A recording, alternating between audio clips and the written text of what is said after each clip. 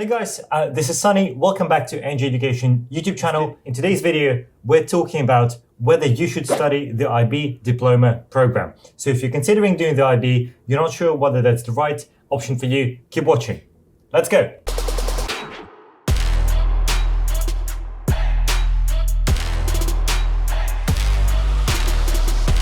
Okay, right, so you must be around 15, 16. You have an option of studying the IB program for your last 2 years of school. This can be in the UK, in Europe, in America, anywhere in the world. The IB organization is a worldwide franchise, so you can do it pretty much anywhere in the world. There are many schools. And, maybe your friends, family members, maybe your school is saying, look, you should study the IB. It's great, fantastic. And you're considering, should I do it or should I not? Well, there are a couple of things that you should be aware of about the IB before you make the decision. And these things normally will not always go on the website. But just before we go onto that, as a reminder, if you haven't signed up to my newsletter, which I send out around once a month on CV building and how to crush university admissions, do check it out with the link below. It's packed with a ton of useful information, including the IB. Okay, so first of all, what is the IB? The IB Diploma is a 2-year program. So as part of the IB Diploma, you need to complete 6 subjects, and pretty much everyone has to do English or maths, so that's compulsory. Most people also do foreign language, and then you have 3 other subjects to choose from. Now, in every subject, you have an option of either doing it at a higher level or at a standard level. So higher level, surprise, surprise, is harder. Standard level is easier.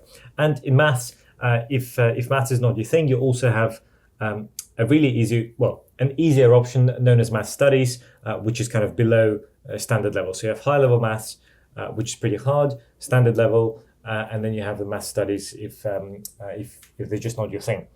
Now, on top of this, many of you would have heard that the IB program requires you to have 3 other components.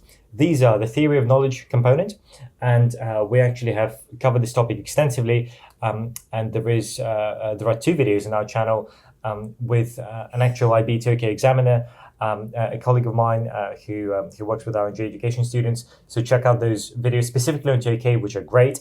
So 2K is one of those, and look, he will disagree with me, but 2K is a pain in the ass, right? Like it's extra effort. It's stuff you have to do.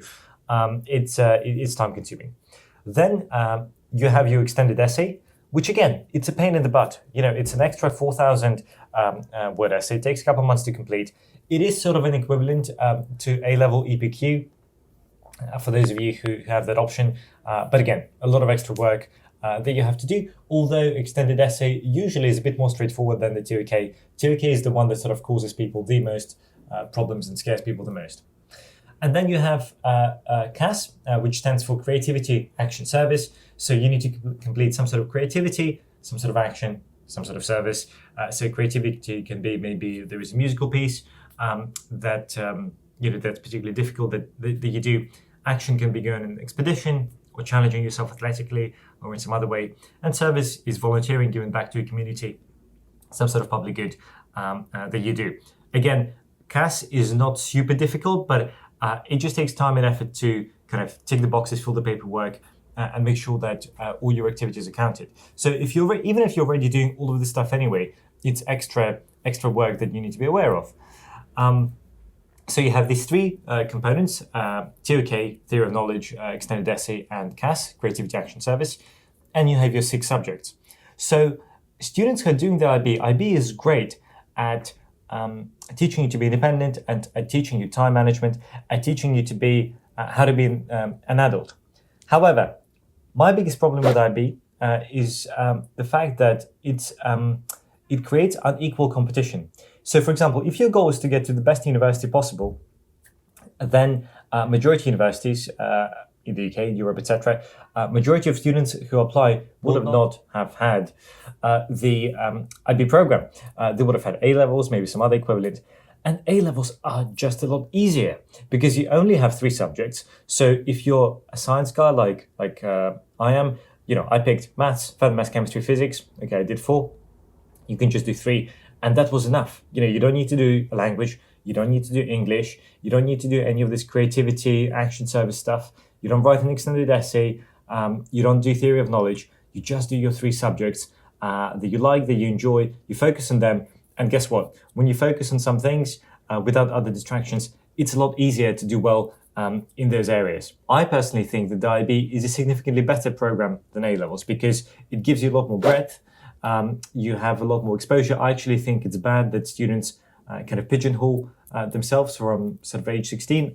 I think it's really good, even if you're a sciencey, that you do a bit of history, English, music, maybe other things, contribute, sort of are encouraged to work in your community, to volunteer, to contribute. I think that's great. However, from a purely cynical, pragmatic point of view, IB is just a ton of extra work. And because IB is graded differently to A-level, again, it's very easy to lose a point here and there. So, for example, if you're looking to study maths at Cambridge or Imperial, right? So you offer maybe something like, okay, we're looking, they'll say we'll look for 38 points overall, which is fine, and then we need a 776 in your high-level subjects. Now, getting a 776 in high-level maths and physics, that's and another subject, that's pretty tough. And so what can happen, and often the requirements are, okay, you need a 776 in your high-level subjects, which are relevant to the course, and no less than a 5 in other subjects. So what can happen is you can be really good at maths and physics, which is what you're applying for, but then you can drop a point in history or in English, which actually you hate. And then the question is, well, this puts you at a disadvantage to an A-level student, maybe your friend who's very similar to you, also into sciences, also hates English and the arts, was naturally good at sciences. He, by doing A-levels, did not have to do those extra components. So the journey was easier for him. Now, he did not get as much out of his experience. He's not as enriched as you are. He hasn't sort of had these intangible, indirect lessons in time management and whatnot. Of course not. In terms of education, with maybe a capital E, you now have a better education because of what IB has offered you. However, from a university admission standpoint, IB does put you at a disadvantage. It's a lot more extra work. And if you're competing against people who are not doing the IB, who are doing something easier, you will have to work harder. Now, many students are okay with that, and it's totally fine. And I respect you and I salute you, and I think that's incredible. Many are not. And many students are just kind of led into the IB. They don't fully understand what they're committing to. So before you make the decision, weigh up all the options, talk to IB students, talk to students who have not done the IB, who've pursued other routes. And remember that whatever options you do, whether you're applying to UK, whether you're applying to America, whether you're applying to Europe, it doesn't really matter. And the qualifications that you have, as long as you're coming from a reputable school, there will be a path to university without the IB. Many students come to me and say, look, I want to study at an Ivy League university. I'm coming from outside of America. I need the IB. That's a total lie. You do not need the IB. A&J students every year get into top US unis with A-levels, other qualifications. Loads of other students get in, not our students who get in, with whatever qualifications they have. So you do not need the IB to go to most good universities. So do not kind of be pigeonholed and pressured into accepting the IB diploma because there are other options out there that you should consider. Hope this was really useful. Don't forget to, if you enjoyed this video, this was useful, click subscribe so that you will get all the other videos that are coming out later on university admissions, the IB, A-levels, how to crash it, all of that. Do check out my newsletter that I send out around once a month on university admissions, how to build up your CV that has unique information about normal information about unique events, conferences, seminars, workshops that you can use to build up your CV. And otherwise, all the best and see you soon. Take it easy.